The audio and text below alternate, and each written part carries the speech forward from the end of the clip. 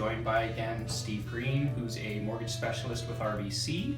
And today, right now, if you're not aware, we're in quite a crazy market, and a lot of buyers are now ending up in multiple offer situations. And to win in a multiple offer situation, some of them are even having to go in with firm offers, so no conditions like financing or home inspection.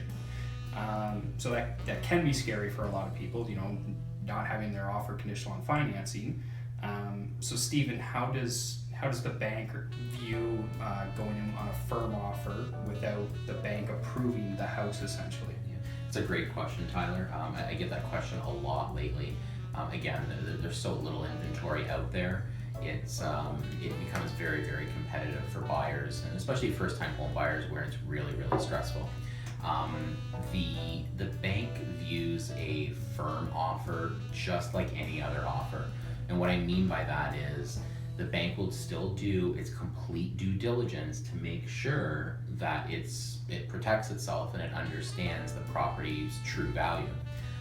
So we will continue to still do what we call a property valuation, make sure the house is worth what it's worth, and based on that, come up with a decision on whether or not we're going to finance the mortgage.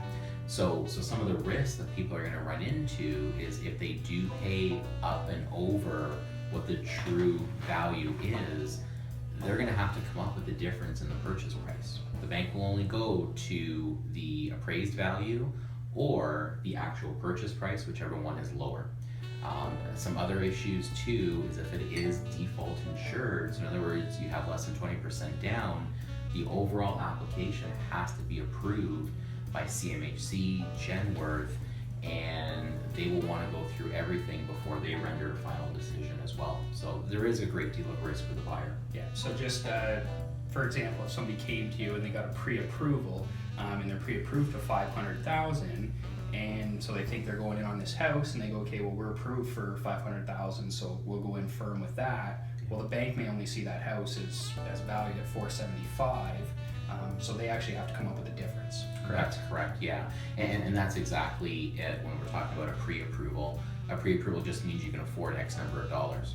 All the factors such as the actual house, the value of the house, property taxes. Exactly, that's not factored into the decision. So in that example you give, they're purchasing for $475,000. Sorry, they're purchasing for $500,000, but the house is only worth $475,000.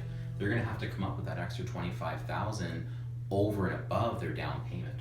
Yeah. So as long as they can afford it, that's a consideration.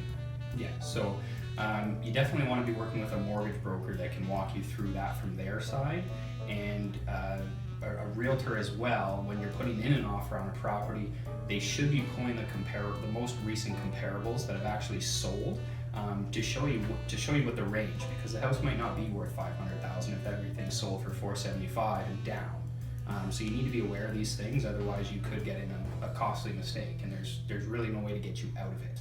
So that's correct, absolutely. Anything to add, or? Along the lines of comparable properties, that is part and parcel of the bank system to determine what the actual value is. So what have other comparable properties sold for, and that's really what the bank does decide on when we're talking about the true value of the property. Okay. Well, thanks, Steve. Appreciate you coming in again. Thank you. And if anybody has any questions or wants some more information, our contact info is in the video, so just reach out and give us a call. Take care.